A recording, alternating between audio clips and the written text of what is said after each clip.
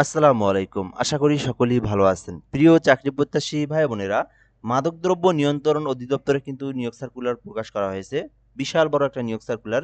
সরকারি নিয়োগ সার্কুলার, সরকারি স্থায়ী নিয়োগ সার্কুলার, যেখানে বাংলাদেশের যেকোনো জেলার যেকোনো প্রার্থী চাইলে আবেদন করতে পারবে। ছেলে মেয়ে উভয় আবেদন করতে পারবে। আর এখানে কিন্তু এসএসসি থেকে শুরু করে দেখতেই পারতেছেন, এসএসসি থেকে শুরু করে SSC, HSC, honours, degree, masters সকল শিক্ষাগত যোগ্যতার জন্য আলাদা, আলাদা পদের সংখ্যা রয়েছে। তো যারা আবেদন করতে চান ধৈর্য সহকারে ভিডিওটা শেষ পর্যন্ত দেখবেন, তাহলেই এই নিয়োগ সার্কুলার সম্পর্কে সকল তথ্য এই ভিডিওর মাধ্যমে আপনি জানতে পারবেন, বুঝতে পারবেন এবং কিভাবে আবেদন করতে হয়, ঘরে বসে থেকে কিভাবে আবেদন করতে হয় এই প্রসেসটাও আপনি জানতে পারবেন এই ভিডিওর মাধ্যমে। শেষ পর্যন্ত দেখবেন। আর আমাদের চ্যানেলে আপনি নতুন হয়ে থাকলে অবশ্যই সাবস্ক্রাইব করে রাখবেন। আমরা বাংলাদেশের সকল সরকারি নিয়োগ সার্কুলারগুলো এখানে আপলোড দিয়ে থাকি। তো এই জন্য আমাদের সঙ্গে আপনি সাবস্ক্রাইব করে যুক্ত থাকবেন।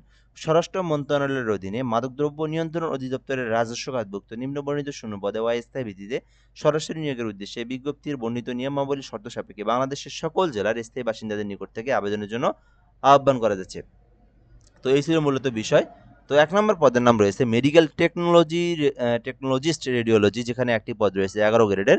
শিক্ষাগত যোগ্যতা চাওয়া হয়েছে মাধ্যমিক স্কুল সার্টিফিকেট, অর্থাৎ শুধুমাত্র এসএসসি পাস এবং মেডিকেল টেকনোলজিস্ট রেডিওলজি নিয়ে যারা ডিপ্লোমা কমপ্লিট করেছেন তারাই কিন্তু এই পদে আবেদন করতে পারবেন। ২ নম্বর পদ রয়েছে ফার্মাসিস্ট, যেখানে ৫টি পদ রয়েছে ১১ গ্রেডের। তো যারা ফার্মেসি বিষয়ের উপর যারা ডিপ্লোমা কমপ্লিট করেছেন, যারা ফার্মেসি ডিপার্টমেন্ট থেকে ডিপ্লোমা কমপ্লিট করেছেন, তারা কিন্তু ফার্মাসিস্ট পদে আবেদন করতে পারবেন। ৩ নম্বরে রয়েছে ফিজিক্যাল ইন্সট্রাক্টর, যেখানে একটি পদ রয়েছে ১১ গ্রেডের। শিক্ষাগত যোগ্যতা চাওয়া হয়েছে শারীরিক শিক্ষা বিষয়ে যারা অনার্স কমপ্লিট করেছেন অথবা ডিগ্রি করেছেন, ফিজিক্যাল ইন্সট্রাক্টর পদে তারা আবেদন করতে পারবেন। ৪ নম্বরে রয়েছে ল্যাব সহকারী, যেখানে ৩টি পদ রয়েছে। শিক্ষাগত যোগ্যতা চাওয়া হয়েছে স্নাতক অথবা ডিগ্রি, অর্থাৎ অনার্স পাশে আবেদন করতে পারবেন, আবার আপনি চাইলে ডিগ্রি পাস করেও আবেদন করতে পারবেন। ৫ নম্বরে রয়েছে ডায়েটিশিয়ান, রয়েছে ৮টি পদ রয়েছে। শিক্ষাগত যোগ্যতা চাওয়া হয়েছে যেকোনো স্বীকৃতি বিশ্ববিদ্যালয় থেকে পুষ্টিবিজ্ঞান বিষয়ের উপর অনন্য দ্বিতীয় শ্রেণী বা সমমানের সিজিপিএ সহ স্নাতক বা সমমানের ডিগ্রি। যারা অনার্স পাস করেছেন আবার যারা ডিগ্রি পাস করেছেন পুষ্টিবিজ্ঞান নিয়ে, তারা কিন্তু ডায়েটিশিয়ান পদে আবেদন করতে পারবেন। এছাড়া ভোকেশনাল পদ রয়েছে, যেখানে ৮টি পদ রয়েছে। তো যারা উচ্চ মাধ্যমিক পাস করেছেন, এইচএসসি পাস করেছেন, আপনারা কিন্তু ভোকেশনাল ইন্সট্রাক্টর পদে আবেদন করতে পারবেন। এছাড়াও ৭ নম্বরে ইসিজি টেকনিশিয়ান রয়েছে, ৮টি পদ রয়েছে ১৬ গ্রেডের। আবেদন করতে শিক্ষাগত যোগ্যতা চাওয়া হয়েছে শুধুমাত্র এইচএসসি পাস এবং ইসিসি নিয়ে একটা সার্টিফিকেট থাকতে হবে, অর্থাৎ যারা ইসিজি কাজের অভিজ্ঞতা রয়েছে এবং একটা প্রশিক্ষণ কমপ্লিট করেছেন, তারাই কিন্তু এটাতে আবেদন করতে পারবেন। এছাড়াও ৮ নম্বরে লিনেন কিপার রয়েছে।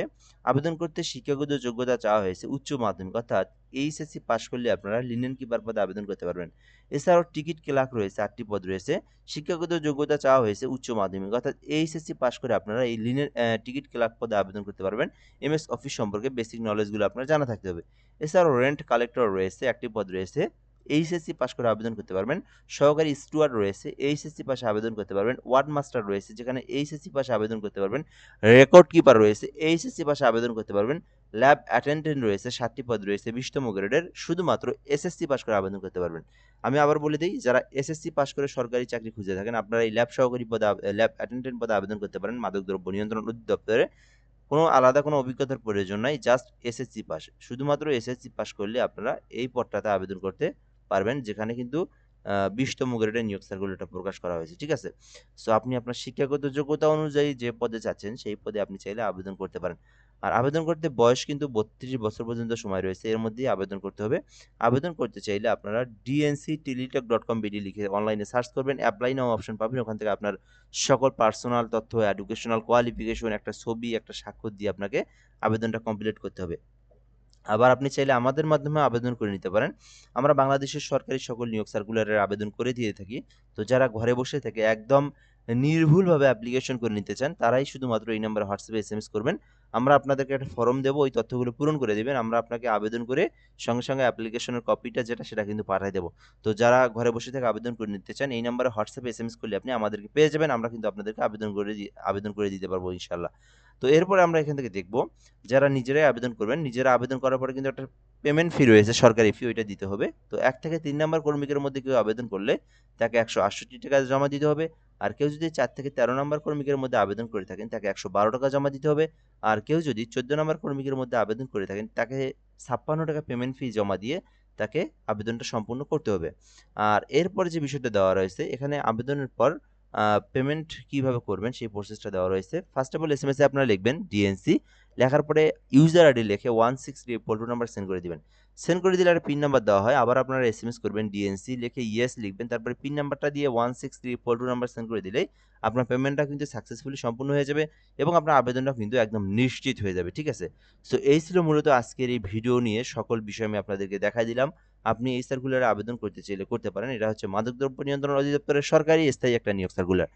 তো আশা করি আপনারা বুঝতে পেরেছেন। আর যদি আরো কোনো কিছু বোঝার জানা থাকে বা আপনি কোনো কিছু আরো জানতে চান, কমেন্টে বলে যেতে পারেন। আমরা রিপ্লাই দিয়ে জানিয়ে দেবো ইনশাআল্লাহ। আর যারা আবারও বলি যারা নতুন ভিডিওটা দেখতেছেন, অবশ্যই চ্যানেলটিতে সাবস্ক্রাইব করে রাখবেন। আমাদের ভিডিওতে লাইক করবেন, কমেন্ট করবেন, আমাদের সঙ্গে থাকবেন। এরকম নিত্য নতুন সার্কুলারগুলো সবার আগে আপনি জানতে পারবেন ইনশাআল্লাহ। আসসালামু আলাইকুম।